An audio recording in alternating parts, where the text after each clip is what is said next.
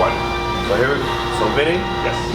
let me ask you something. You know, being that you've been covering the Raiders, it's now the second season, and you've been to OTAs, and you've had experience covering other teams, and they're successful. We're 2 weeks away from training camp. What do you think are some of the things that the coaches are doing in preparation to, and as well as the players that'll help bring us a championship? Yeah, I think from the players' perspective. Because I think you gotta feel. Sorry, I think you gotta feel that way, right? Yeah. You shouldn't feel like, oh, let's just try to make the playoffs. No, let's let's go to the championship, You right? shoot for the stars. I don't need everybody to believe me. I believe it myself. Right, exactly. So go ahead. I think from the players' perspective, 2 weeks out, so you don't want to lose the edge physically, so you're still working out, right? You're still staying in shape. I think you're really getting. You see a lot of them at the facility right now. I've seen their cars. Okay. I've seen cars out there for sure. I also think that guys are working, on their own. Okay. I think they're watching film, a lot of film. They have all access to all that type of stuff, so that they can hit the ground running. Play fast. Yeah, play they fast. know their responsibility. And ready to get after it. I think, if I were to think about a couple of things that I'd like to focus in on, and I think the coaches are going to be zeroed in on as well, is that slot cornerback position. Solidifying that position, right? Finding that guy. Finding that guy. I think once they get into pads, like we talked about, somebody's going to separate themselves from everybody else. I think that free safety position, the Raiders drafted Trayvon Mullen, but Tyree Gillespie made a nice impression. He's another draft, right. Rookie from Missouri. I think it's going to be Trayvon, but I think it's a good problem. Oh, Gillespie is pushing him like that? Yeah, wow, I think that, and that's good. That's good to have competition like that. So you think that'll be the two deep at free safety like that? Jonathan Abram will be that box safety. Yeah. Who's going to be his backup, you think? I think Gillespie's probably going to get cross-trained at both positions. Carl Joseph is back, so he'll have a role somewhere. Okay. I want to see how that offensive line looks together.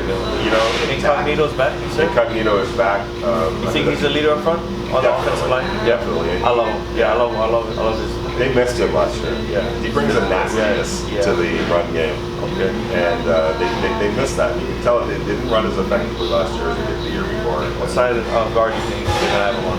Left guard. That would be playing alongside Colton Miller, the left tackle. I think that's also going to help Andre James, the young center, because he's got a veteran to the right of him, or left of him that's he can lean on.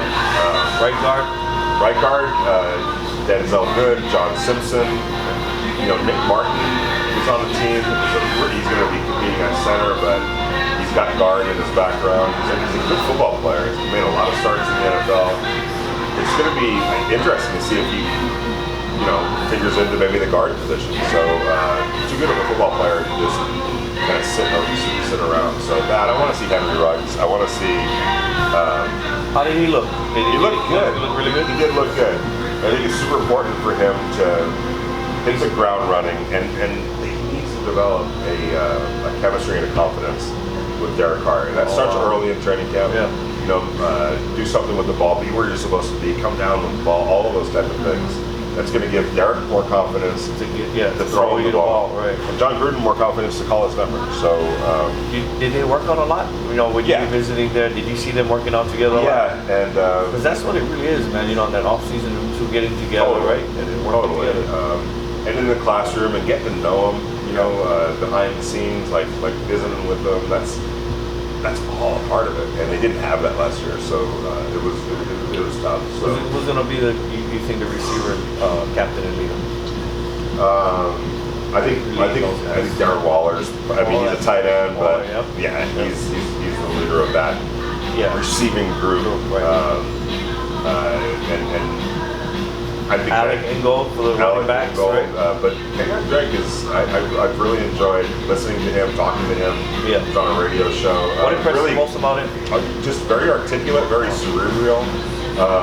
Was very honest in an interview that he just did about how he was using Arizona. And he's like, look, I'm not pointing any fingers at anybody. Everybody does things a little bit differently. But in Miami, he was used as a wide receiver, running back. They threw him the ball. I think there was a couple seasons where he had 50 catches or close to it.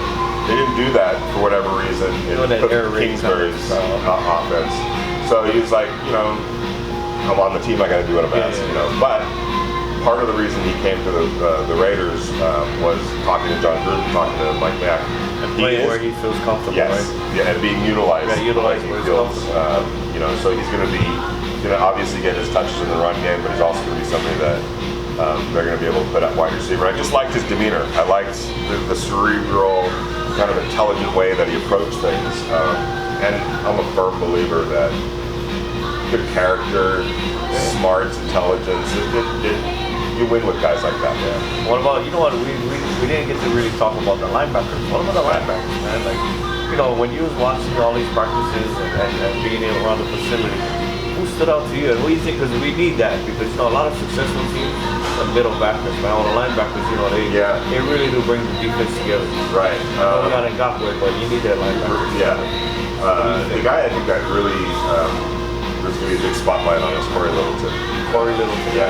The Raiders thought they were getting the Corey Littleton, who was in Los Angeles, that I remember seeing him play, and Pro Bowl caliber linebacker, sideline to sideline guy, great pass coverage. They gave him a lot of money. It never worked out last year. And I can remember times, Les, where up in the press box, I would just key in on Corey to watch him throughout the course of the play and the course of the series. Just looked tentative and hesitant. And why do you think that is? I think there were some things that he was being asked to do that he wasn't necessarily comfortable with. I think not having the off-season program hurt. He's coming to a new team. But, when Rod Marinelli replaced Paul Gunther as defensive coordinator, I think that he's simplified things a little bit, took some stuff off of Corey's plate, and he played better over those last 2 games. And I think that should carry over in this system because, and you know this, when you're confident and you have a command, you just play faster. Right. You're not thinking as much. And even, Corey told us after the season, and I know Corey's a proud player. Yeah.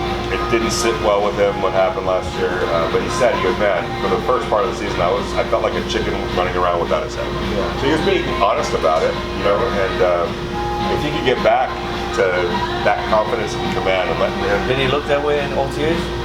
He was flying around. Oh, that's good. Yeah. And you know what? Like, sometimes I tell people this, like, I don't know if I don't want to speak for him or speak for myself, but when you think like a coach is going to get fired, because you'll start to hear it, right? Or, like, man, this guy is not going to be around next year.